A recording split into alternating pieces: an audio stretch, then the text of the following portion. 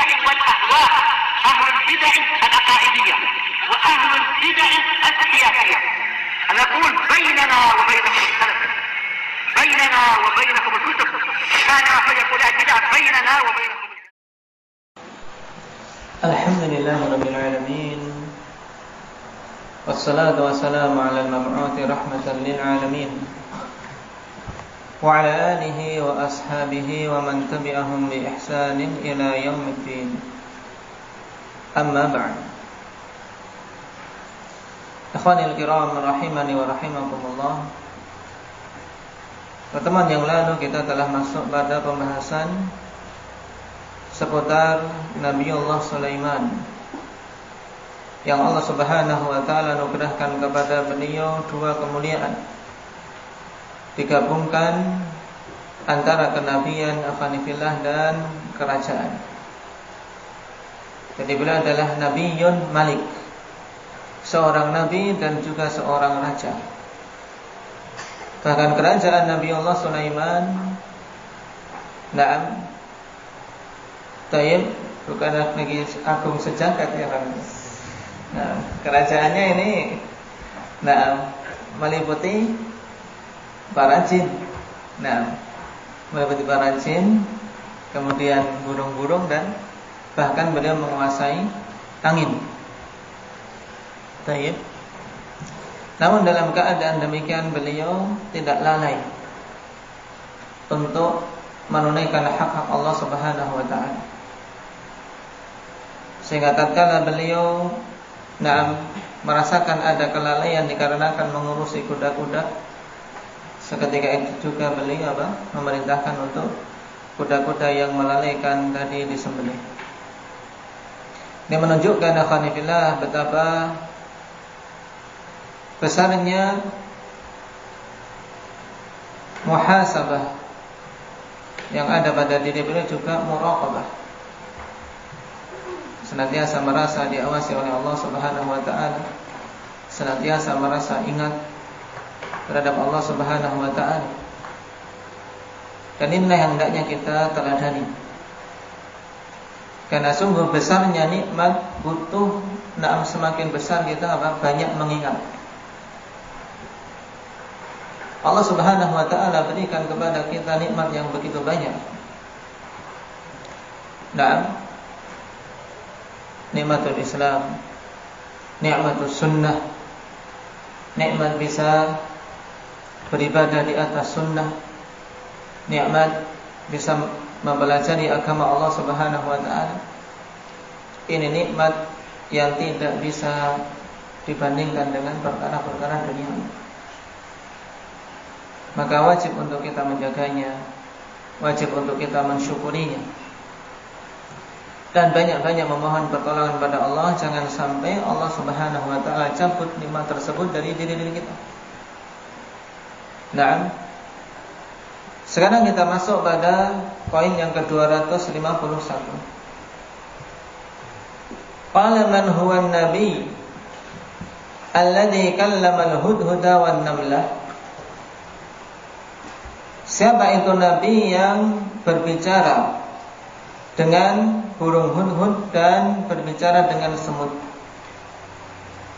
Wal jawab Sulaiman alaihi salatu wassalam. Kalaulah perkara ini kita tidak mendengar khabar dalam Al-Quran maupun dalam hadis, tentunya kita tidak akan mampu untuk bercerita. Tapi tatkala Allah Subhanahu wa taala khabarkan hal tersebut dalam Al-Qur'an, maka kita tahu dan kita yakin tentang kebenarannya.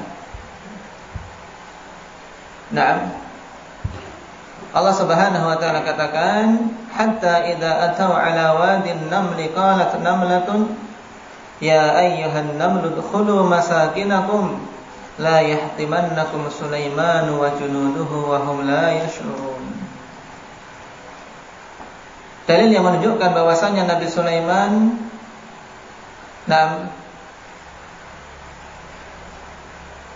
mampu untuk memahami perkataan semut dan berbicara dengannya.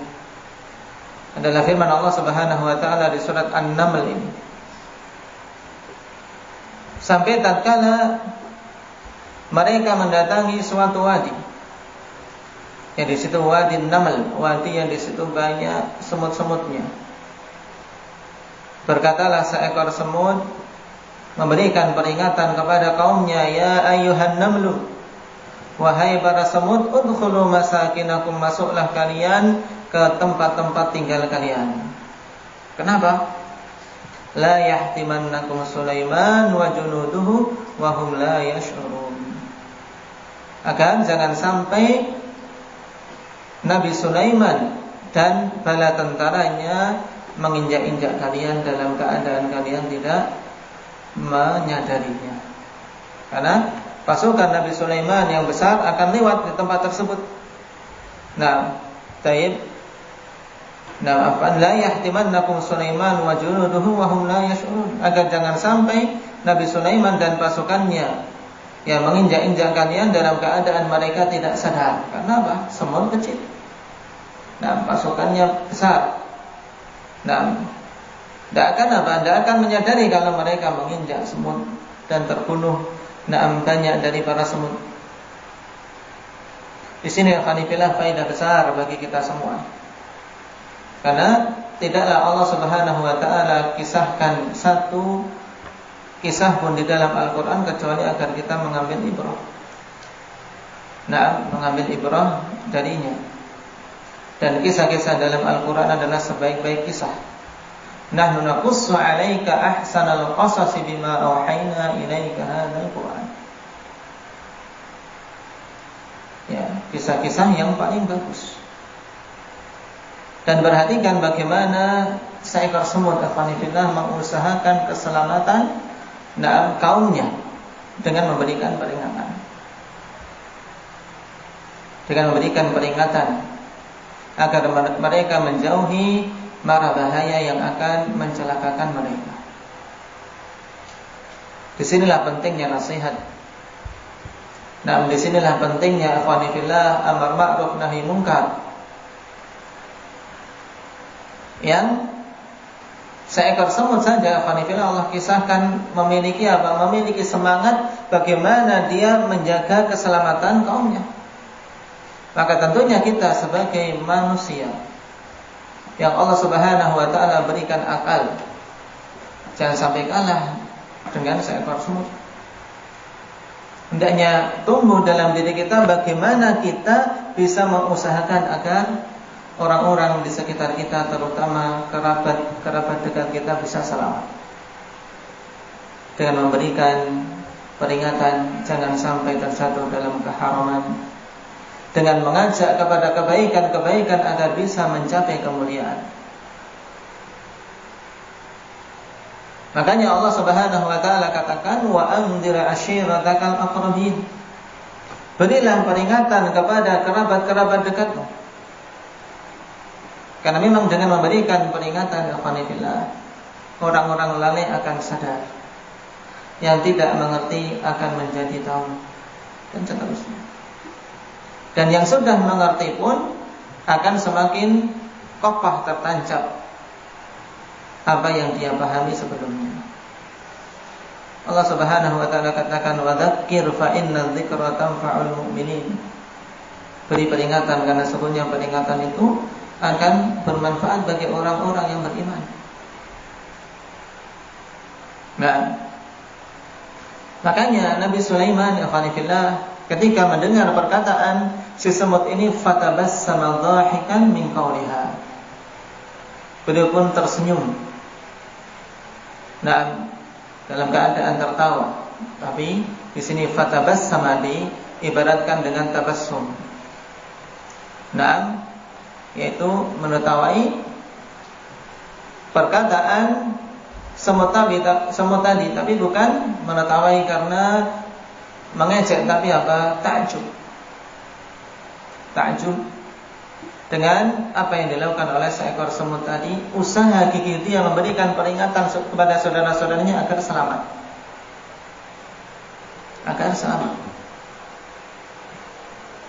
Dan kapan saja suatu kaum ikhwanifillah tidak tegak perkara ini, maka mereka akan celaka. Sebagaimana dilaknatnya Bani Israel dikarenakan mereka tidak mau mengingkari yang mungkar, tidak mau mencegah saudara-saudara yang terjatuh dalam perkara-perkara yang dilarang. Mereka dilaknat. Allah Subhanahu wa taala katakan, lu'inal ladzina kafaru min bani Israil ala lisani Dawud. Dilaknat orang-orang yang kafir dari kalangan Bani Israil dengan lisan Nabi Dawud.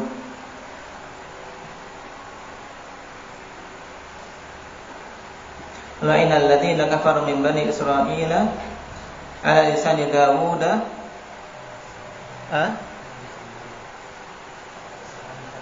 Wa Isa bin Maryam. Nah, la'ina alladziina kafaru min bani Israila ala lisani Dawud wa Isa bin Maryam dzalika bima 'asaw wa kanu ya'tadun. Kanu la yatanahawna 'an munkarin fa'alu. Lihat.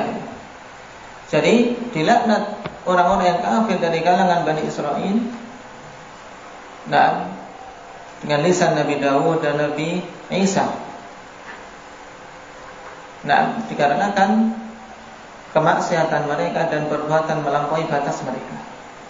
Nah, sekarang bentuk kemaksiatan dan perbuatan melampaui batas yang mereka lakukan apa? Kanu la yatanahawna 'an munkarin fa'alu. Dulu mereka itu tidak melarang, ya, tidak saling mengingatkan kemungkaran-kemungkaran yang terjadi di tengah mereka yang dilakukan oleh saudara-saudaranya. Suatu kaum kalau sampai ingkarul munkar ikhwanifillah tidak tegak, maka kaum tersebut akan hancur dan terjauhkan dari rahmat Allah Subhanahu wa taala, sebagaimana yang terjadi pada orang-orang kafir dari kalangan Bani Israil ini. Dan umat Muhammad ikhwanifillah, Allah Subhanahu wa taala puji mereka sebagai khairul umam, sebaik-baik umat tatkala mereka menegakkan amar ma'ruf nahi munkar. Allah katakan, kuntum khaira ummatin ukhrijat lin-nas ta'muruna bil ma'ruf wa tanhauna 'anil munkar wa tu'minuna billah. Kalian itu sebaik-baik umat yang dikeluarkan manusia. Tapi kapan? Tatkala kalian melakukan atau tatkala kalian memerintahkan kepada perkara-perkara yang ma'ruf dan mencegah dari yang mungkar, dan kalian beriman kepada Allah Subhanahu wa taala. Jadi jika kita ikhwanifillah ingin mencapai kebaikan tersebut, jangan lupa 3 perkara ini. Terwujud belum 3 perkara ini pada diri kita? Untuk apa? Kita mengajak manusia pada kebaikan. Kemudian memperingatkan manusia dari kejelekan-kejelekan. Jangan sampai keadaan seseorang ikhwanifillah tidak peduli. Dikatakan manusia cuek bebek, dalam artian yang penting diriku sendiri. Seorang mukmin setelah dia mengusahakan kebaikan dirinya, tidak akan sempurna keimanan dia sampai dia mengusahakan kebaikan pada orang-orang yang ada di sekitarnya. Nah, dengan perkara inilah seorang bisa keluar dari kerugian. Makanya dalam surat Al-Asr ikhwanifillah, Allah Subhanahu wa taala sebutkan 4 kriteria yang dengannya dia bisa keluar dari kerugian, yaitu apa? Beriman, kemudian beramal saleh, dan apa? Saling nasihat menasihati. Wa tawasau bil haqq wa tawasau bis sabr. Saling menasihati pada perkara yang hak, dan apa? Saling nasihat menasihati untuk menetapi kesabaran. Jadi wujudkan untuk kita apa? Bersemangat ikhwanifillah, mengajak pada yang baik. Kemudian apa? Mengingatkan dari perkara-perkara yang buruk. Jangan dibiarkan. Melihat kemungkaran ikhwanifillah, melihat sesuatu penyelesaian, berusaha. Tapi tentunya dengan cara yang hikmah. Dengan cara yang hikmah. Jangan sampai seorang berusaha ingin mengingkari perkara yang mungkar, tapi timbul kemungkaran yang lebih besar. Dari sini butuhnya ilmu. Dari sini kita mengetahui pentingnya seorang apa? Berilmu. Kenapa? Karena dengan ilmu dia bisa menegakkan amar ma'ruf nahi munkar dengan benar. Karena betapa banyak orang-orang yang slogannya ikhwanillah amar ma'ruf nahi munkar, tapi ternyata yang dia dapat hanyalah kemungkaran toh. Kam min muridin lil khairi lam yusibhu. Betapa banyak orang yang menginginkan kebaikan tapi tidak dapat, tidak bisa meraihnya. Kenapa? Karena tidak dibekali dengan ilmu.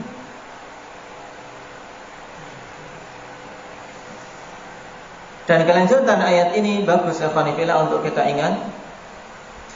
Setelah melihat dan mendengar perkataan semut tadi, fatabassama dhahikan min qawliha qala rabbi auzi'ni an ashkura ni'mataka allati an'amta 'alayya wa 'ala walidayya wa an a'mala shalihan tardah.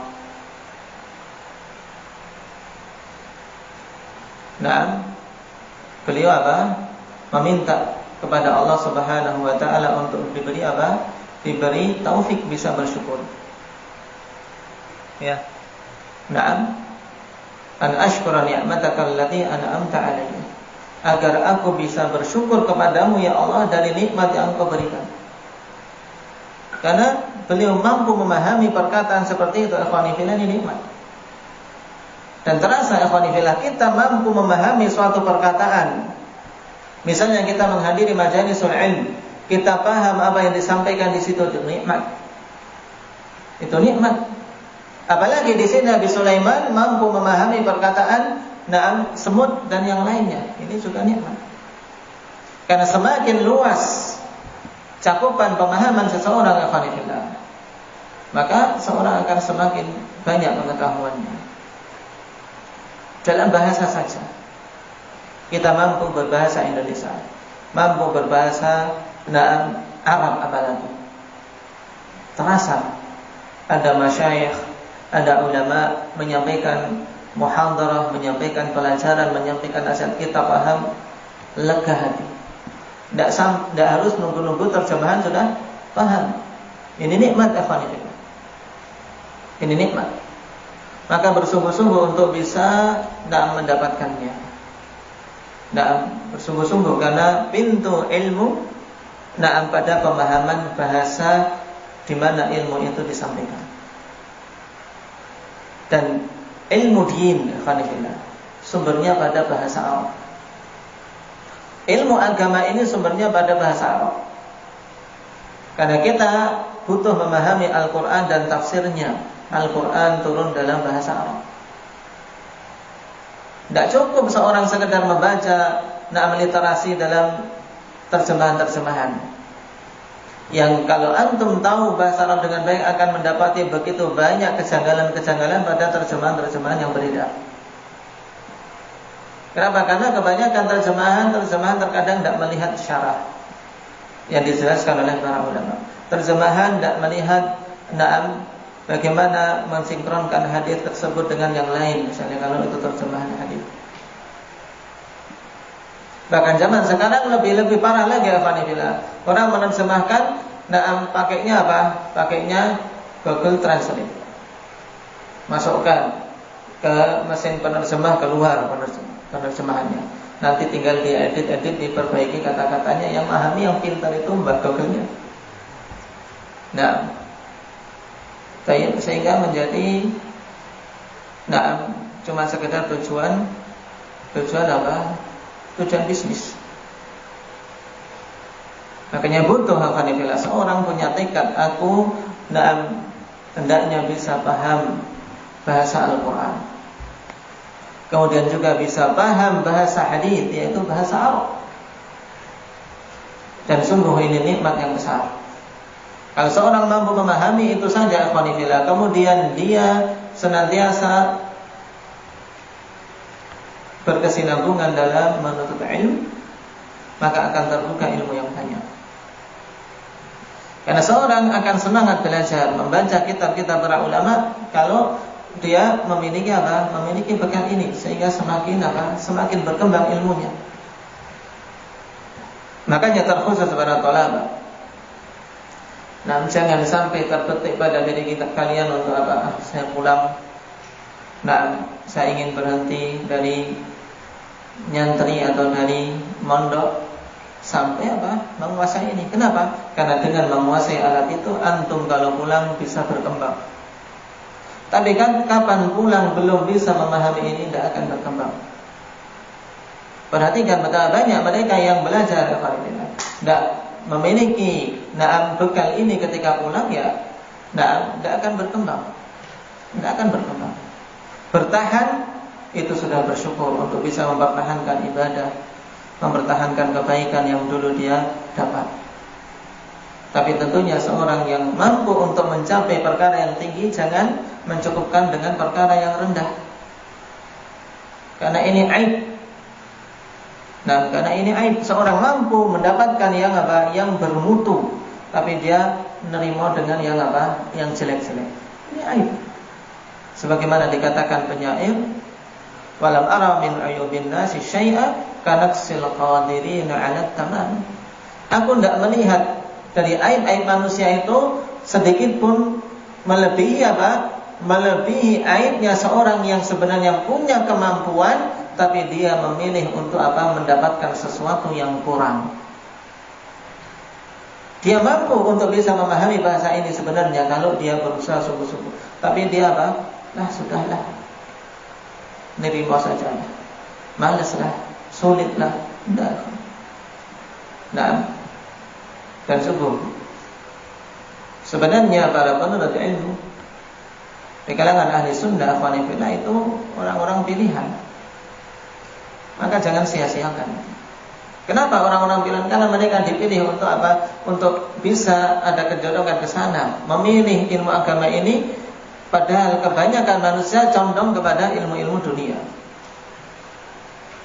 Belajar, sekolah bertahun-tahun, dan yang dikejar dunia. Sedangkan antum meninggalkan itu untuk mempelajari agama Allah. Jadi jangan sia-siakan. Ubah image manusia bahwasanya anak pondokan itu anak buangan. Anak pondokan itu anak buangan dalam artian kalau sudah tidak terima sekolah sana, sekolah sini, sekolah sana, sekolah ini, bapaknya sudah mondok saja kamu. Tidak, ya. Pondok kita harusnya pondok-pondok ahli sunnati wal jamaah. Nah, hendaknya yang mempelajari ya orang-orang pilihan harus. Dan harus disadari itu Allah memilih kalian untuk mempelajari agama tersebut. Jadi jangan sia-siakan nikmat yang Allah Subhanahu wa taala berikan ini. Lihat Nabi Sulaiman. Nah, dalam keadaan belum memiliki nikmat yang begitu banyak, beliau tetap berdoa pada Allah, Rabbi auzi'ni an ashkura ni'mataka allati an'amta 'alayya. Ya Allah, berikanlah kepadaku untuk bisa bersyukur. Makanya kalian contoh doa ini agar tahu bersyukur. Karena seorang kalau bisa bersyukur, ikhwani fillah, akan tahu nikmat-nikmat yang besar yang ada pada dirinya. Ana ashkuru ni'mataka allati an'amta 'alayya wa 'ala walidayya, juga nikmat yang diberikan kepada kedua orang tuaku. Wa an a'mala shalihan, dan aku minta taufik kepadamu ya Allah untuk bisa beramal saleh. Bisa bersyukur, bisa beramal saleh. Dan amalan saleh yang bagaimana? A'mal salihan tardah, yang engkau ridhoi. Nah, ini sekilas tentang kisah Nabi Sulaiman dengan semut. Adapun kisah beliau dengan hudhud, insyaallah kita ambil pada pertemuan yang akan datang. Nasallallahu azza wa jalla an yuwaffiqana lima yuhibbu wa yardah, walhamdulillahi rabbil alamin.